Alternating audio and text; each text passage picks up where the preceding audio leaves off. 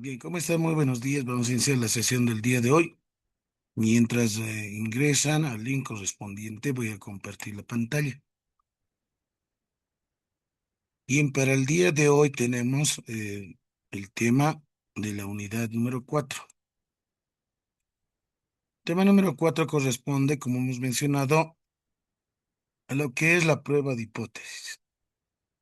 Bueno, la prueba de hipótesis, para esto hay que tener conocimiento los tipos de hipótesis que existen.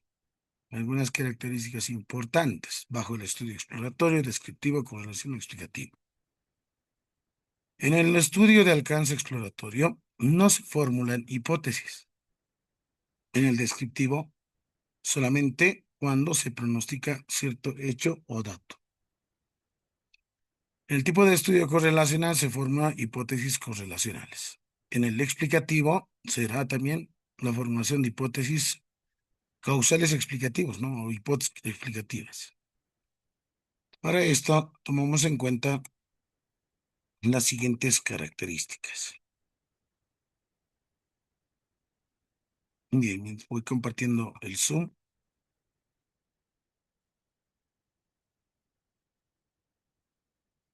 ¿Listo?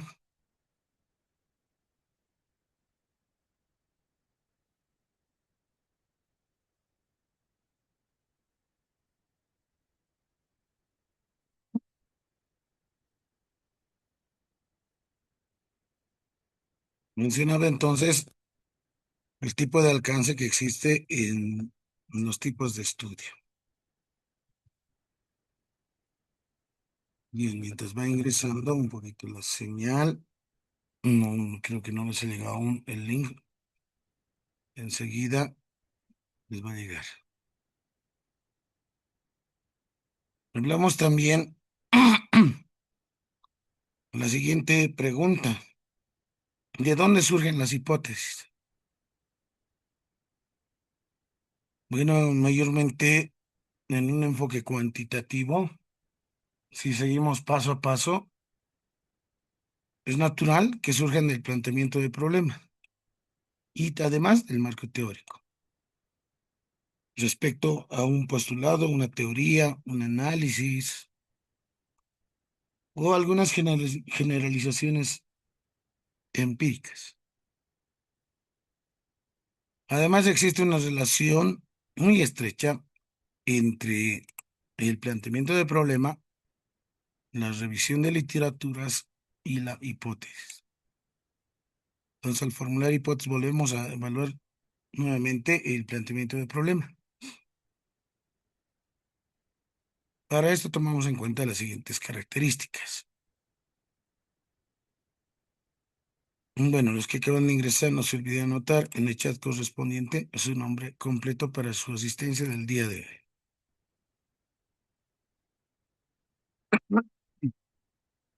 Los autores mencionan que el punto de partida, a partir de la formulación del problema, que es la pregunta, y los objetivos de investigación, pueden surgir una o varias teorías.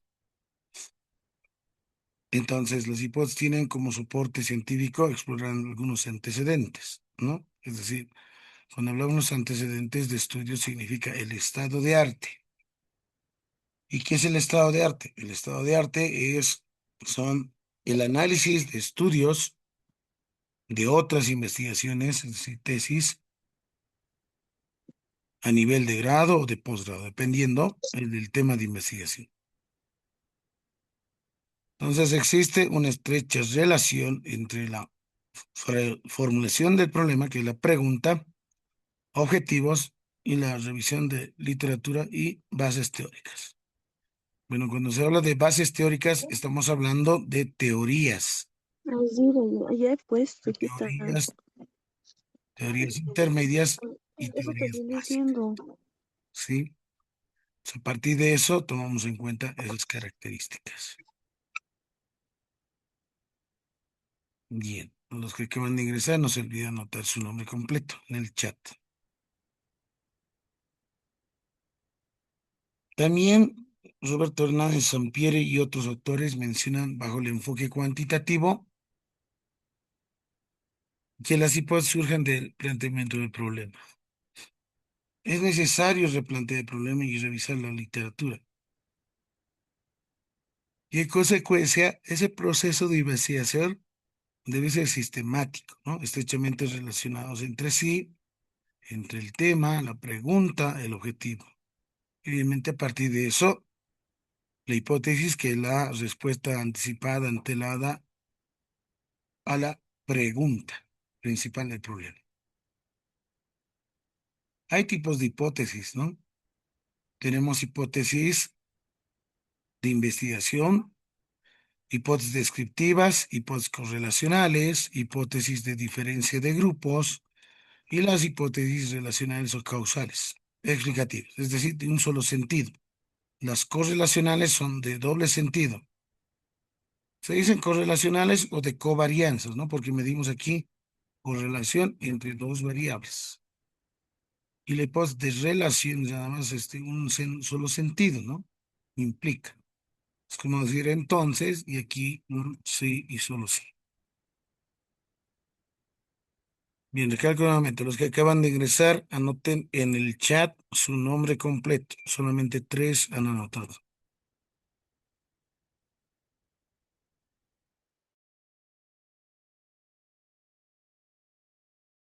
Entonces, de esta forma tenemos hipótesis nulas, hipótesis alternas. Ahora voy a ir a la presentación. Sí.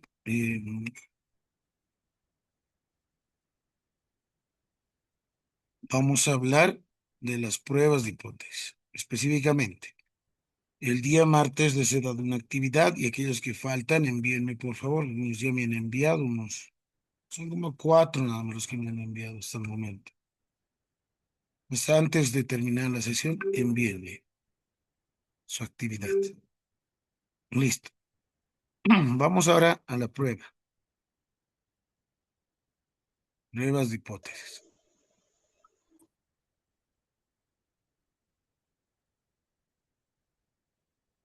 Aquí damos ahora la aplicación de lo que es la estadística descriptiva y la estadística inferencial. Esa es la parte más importante en realidad, ¿no? Las pruebas de hipótesis. Bien, en primera instancia mencionar lo siguiente. Son como 5 pasos bien concretos para realizar pruebas de hipótesis. Primero debes de plantear la hipótesis nula y la alterna. Segundo, ahora cuando hablamos de hipótesis nula y alterna, estamos hablando de hipótesis estadísticas. No estamos hablando de hipótesis escritas en proposición, ¿no? Por ejemplo, voy a ir a inteligencia artificial y voy a preguntar acerca de un tema, ¿sí? Un tema específico, concreto. Entonces aquí voy a formular en base al tema de investigación. Ahí está.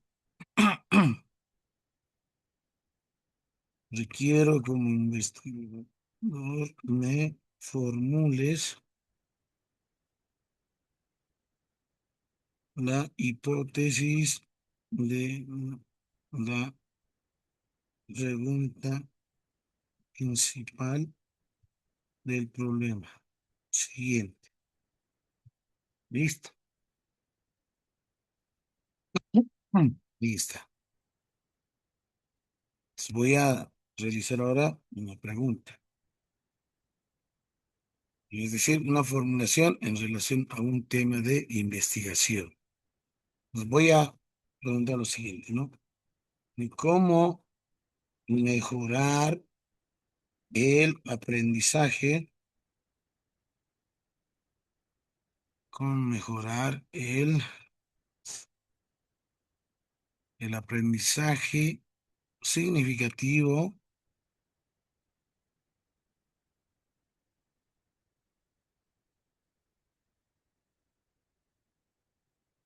de cálculo uno en estudiantes de la carrera de ingeniería civil de la UNOS. Listo, ahí está. Entonces tengo una formulación y ya tenemos. Miren, dice hipótesis general. La aplicación de estrategias didácticas innovadoras y participativas mejora significativamente el aprendizaje significativo, ¿no? De la asignatura de cálculo 1 en estudiantes del curso de Ingeniería Civil de la Universidad Mayor de San Simón. Aquí ya tengo yo formulado mi hipótesis. En formato estadístico mencionó lo siguiente: hipótesis nula, que las estrategias didácticas innovadoras participativas influyen significativamente en el aprendizaje significativo. Y la otra, la negación, que es la nula, indica que no influye significativamente, ¿no? Este término no ya indica que dichas estrategias no mejoran, ¿no? Es decir, no influyen en su aprendizaje. Entonces, ahora lo que voy a hacer es ir a un documento en Word. Voy a abrir un Word, un momentito.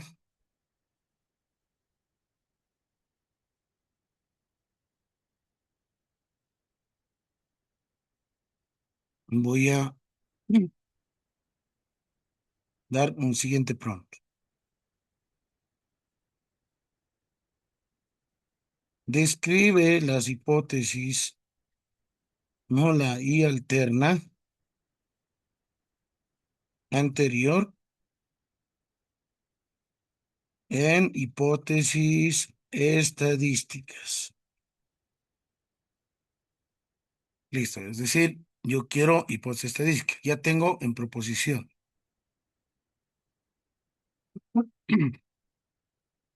Bien, como pueden observar, vean, ya me ha generado lógicamente, miren, la hipótesis nula.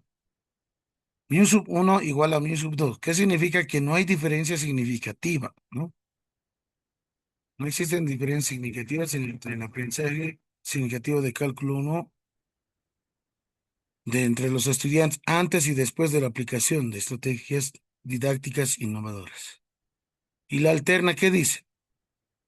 Por ejemplo, mu sub 1 es el promedio del primer grupo y mu sub 2 es el promedio del segundo grupo.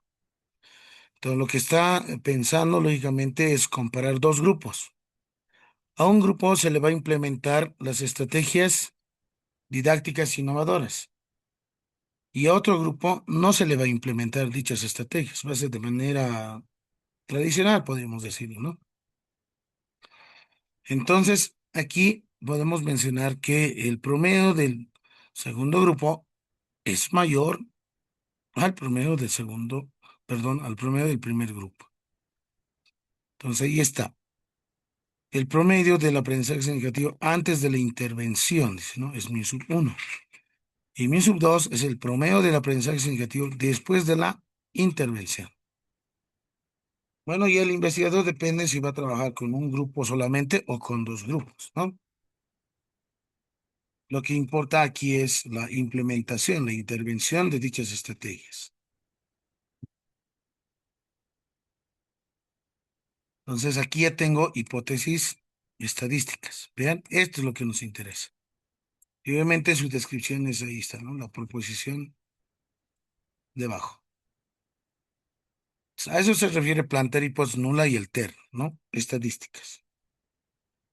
Segundo es seleccionar el nivel de significación, nivel de riesgo. Eso significa alfa, donde alfa denota el nivel de significancia. Mayormente se trabaja al 5%. Seleccionar el estadístico de prueba. Bueno, ¿qué tipo de prueba va a ser? Una prueba de Student, una prueba normal estándar. ¿Qué tipo de prueba? Una prueba de estadística paramétrica, no paramétrica.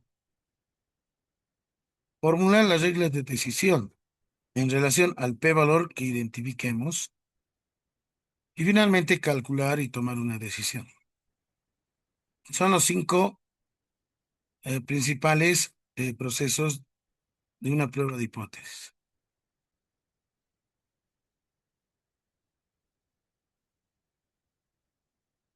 ¿Qué elementos tiene? Ahí está la nula H0, La alterna o de investigación, H sub 1 o H sub A, en algunos libros van a ver de esa forma. El estadístico de prueba puede ser la media, varianza, desviación estándar, etcétera, ¿no? En este caso, como pueden observar en el ejemplo particular, está trabajando con medias, ¿sí? Esas son medias, promedios, en otro sentido. Región de rechazo, región de aceptación. Enseguida vamos a ver en la campana de Gauss. Y alfa, nivel de significancia. Ahora bien,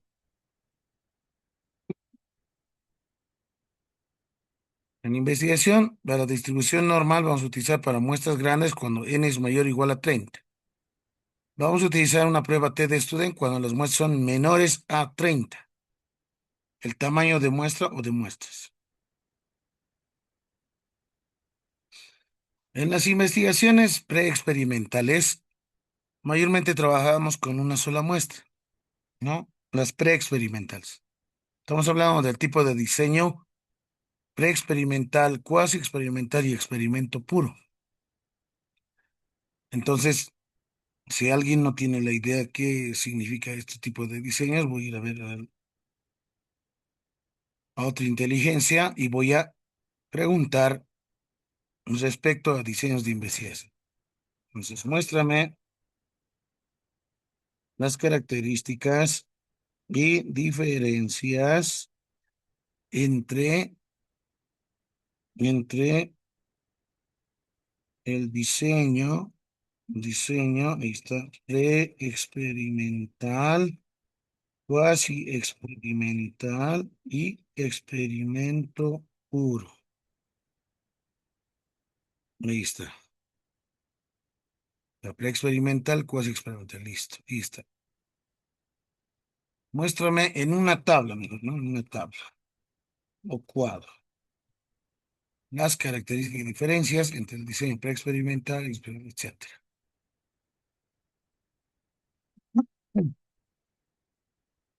Y en los que acaban de ingresar, no se olvide anotar su nombre completo en el chat. Listo, ahí está el cuadro comparativo.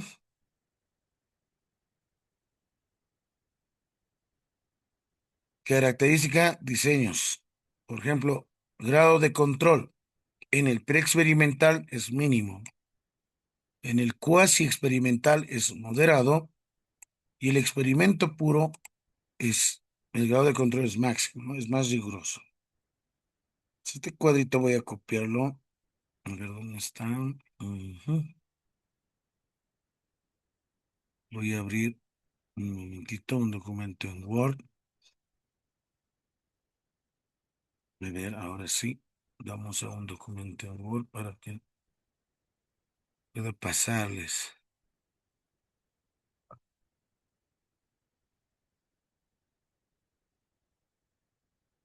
Listo. Ahí está.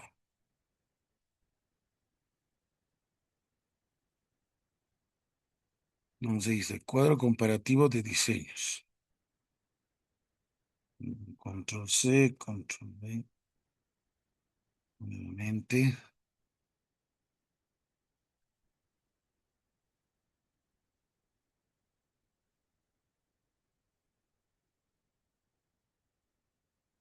Listo.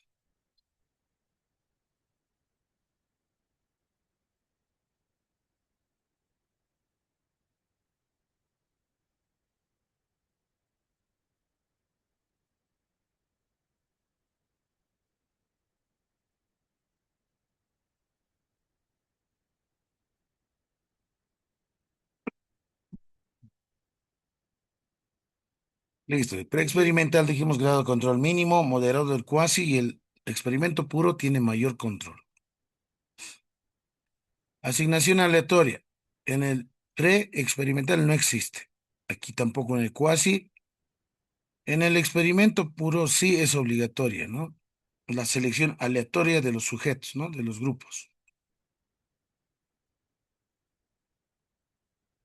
Número de grupos en el pre-experimental solamente con un solo grupo. Ahí está, ¿no? En el cuasi experimental tendremos dos o más grupos. Y en el experimento puro puede ser también dos o más grupos. Mediciones. Pretest. Opcional. Muchas veces solo se realiza post-test nada más en el preexperimental. En el cuasi experimental, obviamente que sí, sí se necesita el pretest. Y en el del experimento puro, altamente recomendado, ¿no? Es decir, sí o sí se realiza pretest. Validez interna en la preexperimental es muy baja. En esta de cuasi experimental es moderada o alta y el experimento puro es muy alta, la validez interna. Validez estacional o de campo, solo útil en la aproximación, una investigación exploratoria, por ejemplo, ¿no? En el cuasi es excelente en entornos reales, educativos, sociales.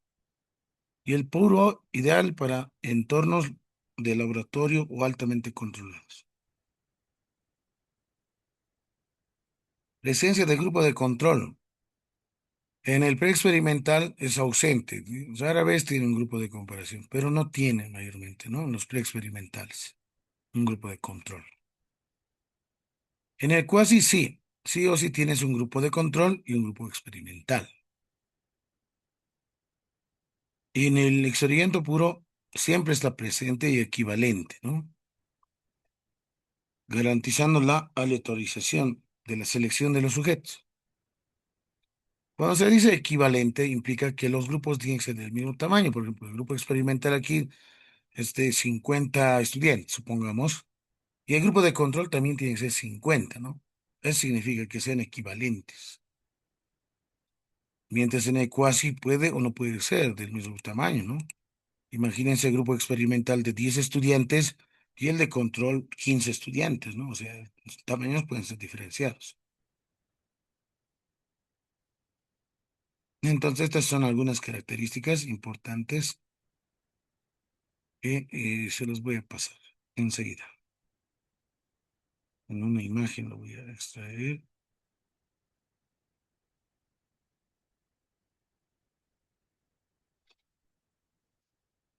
Ahora sí, mejor.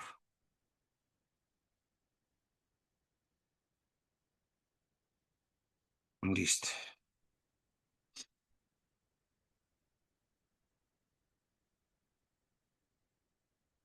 Ahí está. Ya les he enviado.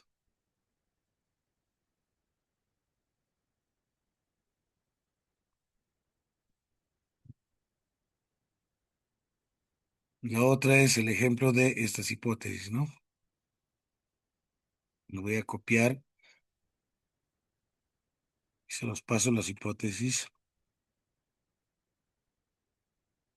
estadísticas. Lo voy a pintar de color amarillo, delinear. Este es bien importante. Ese de ahí. Y esta otra. Esa forma se tiene que formularse las hipótesis estadísticas. Listo.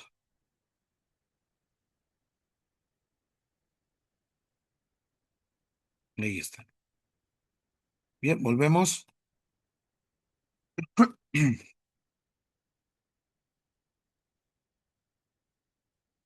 Hipótesis nula y alterna. ¿Qué características tiene? Lo siguiente. En la nula mayormente puedes utilizar la igualdad, menor o igual que, mayor o igual que. En la alterna, obviamente lo contrario de igualdad va a ser una desigualdad, ¿no? Lo contrario de menor o igual que va a ser mayor estricto. Lo contrario de mayor o igual va a ser menor estricto. Si existe esa correspondencia en la formulación misma, ¿no? Bueno, usualmente podemos ir utilizando diferentes propuestas de formulaciones de hipótesis. En este caso, a ver, voy a abrir un archivo en Paint, uno nuevo. Los que van a ingresar, anoten su nombre completo, no se olviden los que faltan. Mejor tomaré la asistencia antes de que Se termine, ¿no? Ahí está. Los que faltan, anoten su nombre completo en el chat, ¿ya? Voy a colocar asistencia. Estos dos de 28 de 9.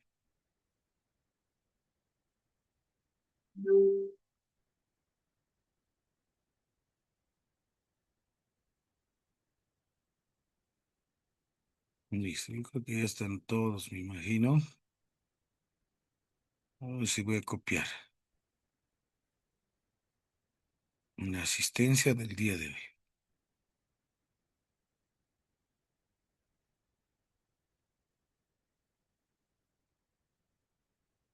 Listo, último ha sido Weimar, Quispe, Durán. Ya verificamos.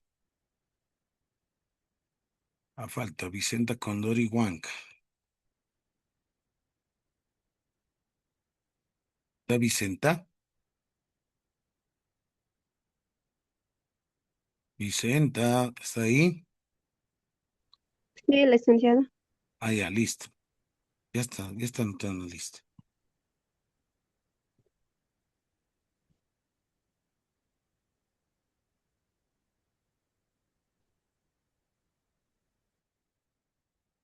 Listo. Ahora sí, entonces, ahí tenemos.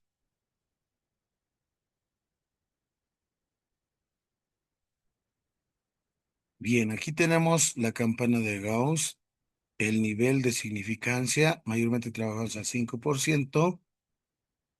En algunas investigaciones van a ver trabajar al 1%, ¿no? O sea, rangos de 1 a 5. ¿No? Puedes trabajar con 2%, 3, 4, máximo 5, no más.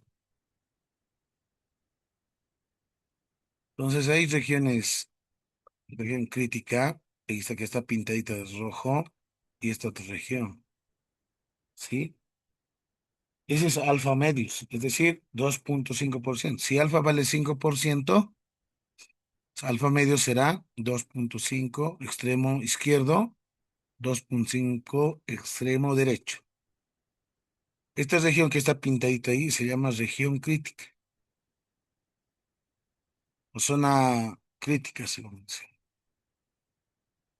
Esos dos suman 5%. 2,5 más 2,5, 5%. Entonces, puedes trabajar el 1%, 5%, dijimos el nivel de significancia. Es conocido también como realizar experimentaciones en resultados. Este nivel de significancia tú lo defines, ¿no? El investigador. Si vas a trabajar al 1% o al 5%. La mayoría trabaja al 5%, ¿no? Entonces, esa región crítica es cuando es cierta o se rechaza la hipótesis nula.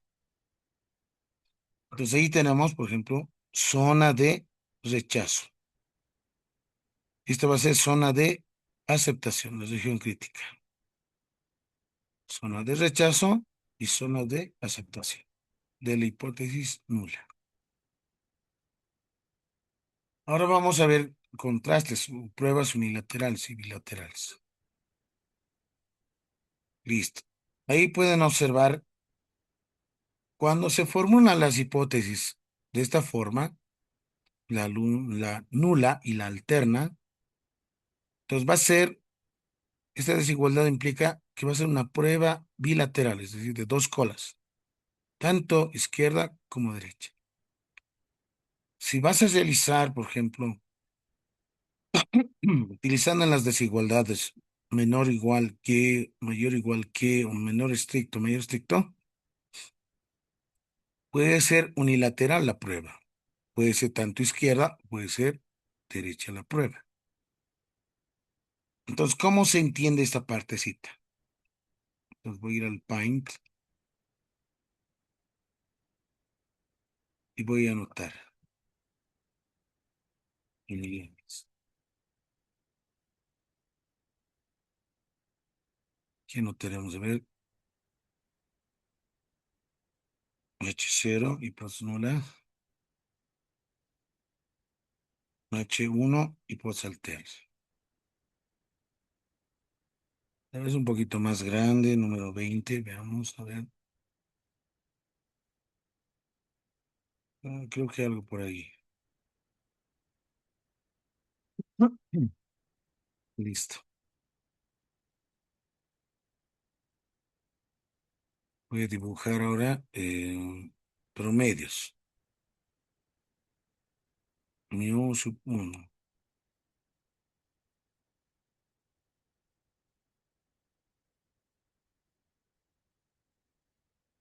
mu sub 2. Listo. Voy a copiar y voy a pegar. Listo. Ahora una llavecita necesito.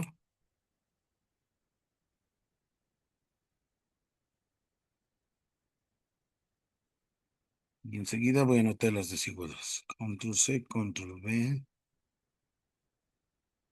control C, control V. Listo. En el primero dice bilateral, dice, ¿no? ¿Cómo se hace una prueba bilateral? Bueno, esto significa que son, miren, iguales las medias, o bien distintos. Voy a anotar aquí con color rojito,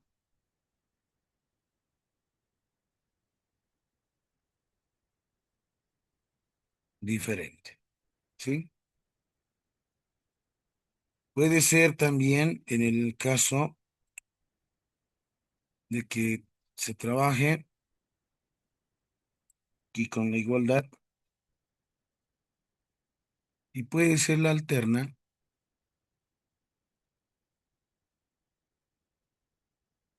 mayor estricto o puede ser menor estricto.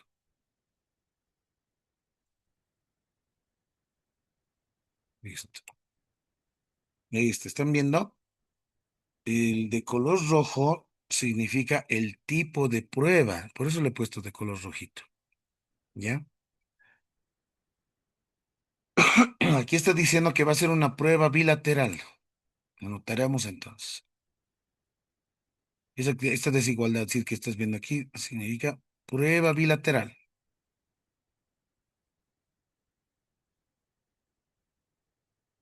Prueba bilateral. Ahí está. Este de aquí significa esta desigualdad. Mayor estricto significa prueba bilateral. Prueba lateral derecha.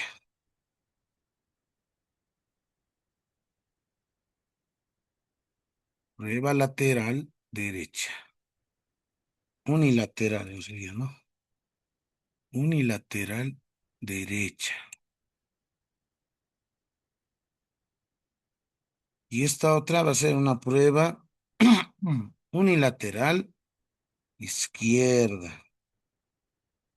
Claramente la desigualdad menciona, ¿no? Hacia el lado izquierdo, ¿no? Este es el lado derecho.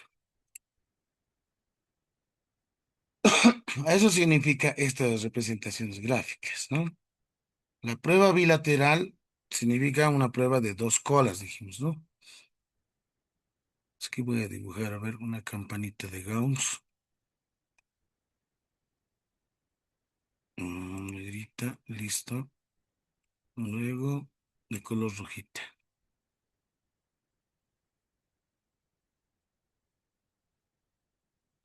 Listo. Esto tiene desde el más infinito hasta el menos infinito. No se intersectan, por si acaso, con el eje horizontal, ¿ya? Se dice aquí una prueba bilateral.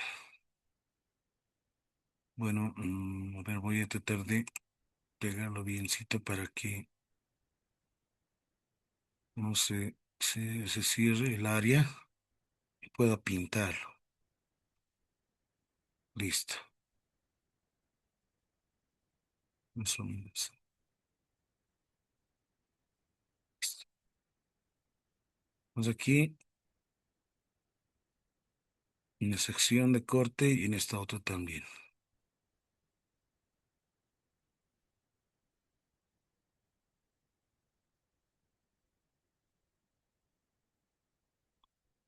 Listo. Y voy a ir con el botecito y voy a pintarlo. ¿Cuánto vale esto? Dijimos 2,5%. Este otro también vale 2,5%. Suma de los dos va a ser 5%. Y este de aquí en la parte interna de color blanquito, ¿cuánto será?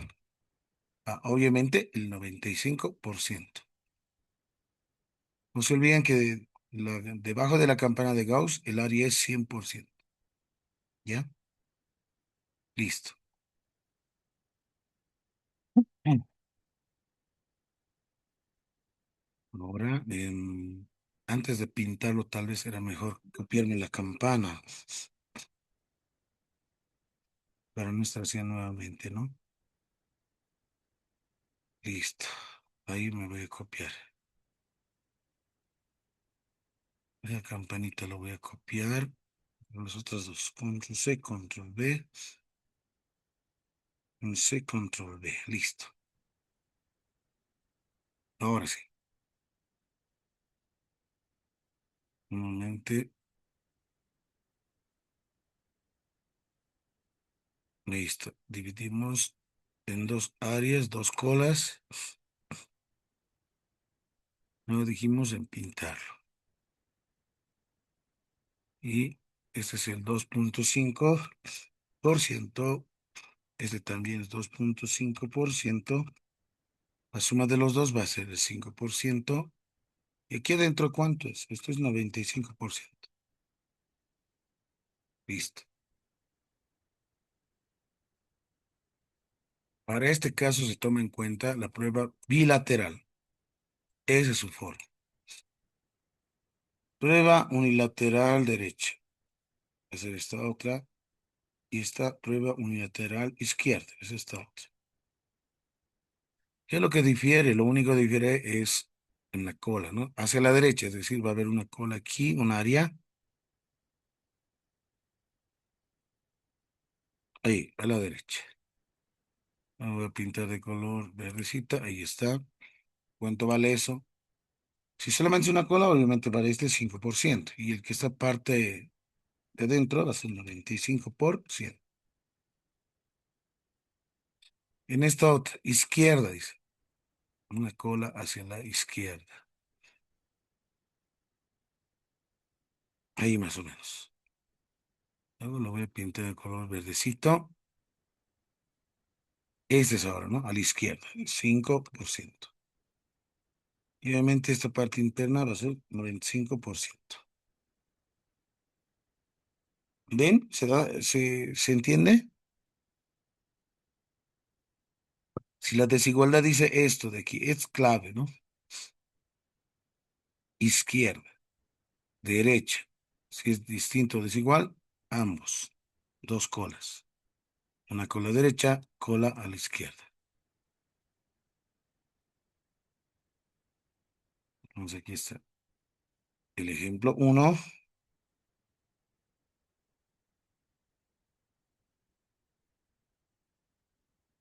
ejemplo 2 y ejemplo 3. Listo, esto se los voy a pasar.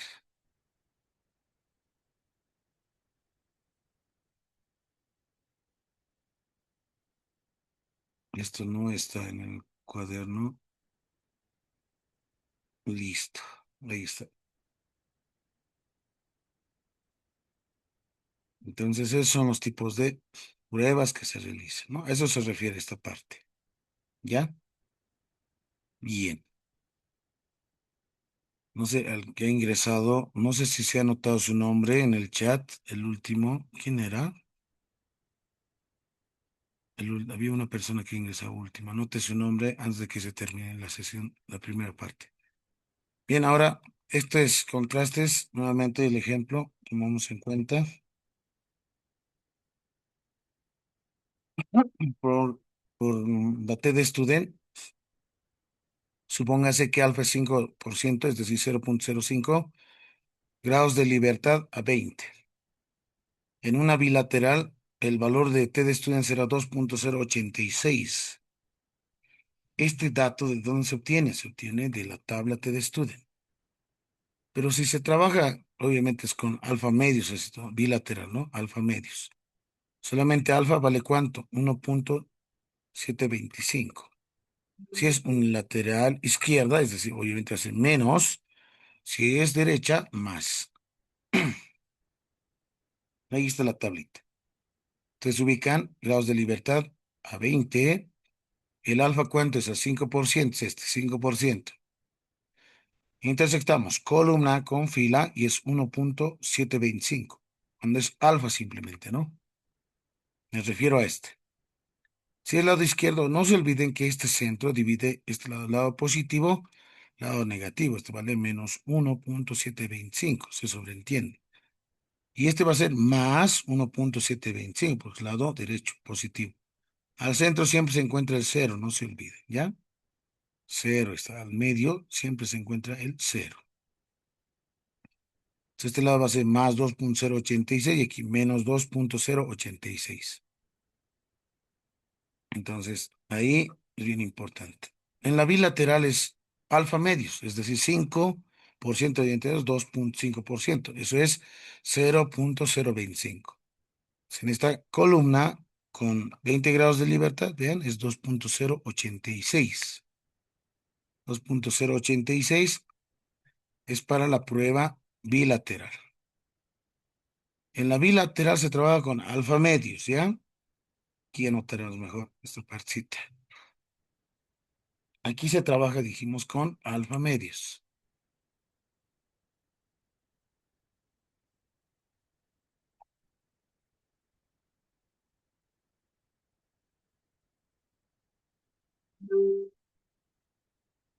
Alfa medios. Aquí se trabaja con alfa. Y también con alfa. ¿Ya? Alfa medios, ¿cuánto es? Alfa medios va a ser 2.5%. Aquí el alfa, ¿cuánto es? 5%. Aquí también va a ser 5%.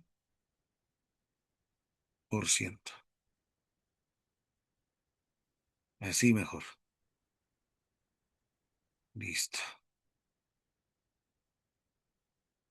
Entonces en las bilaterales no se olviden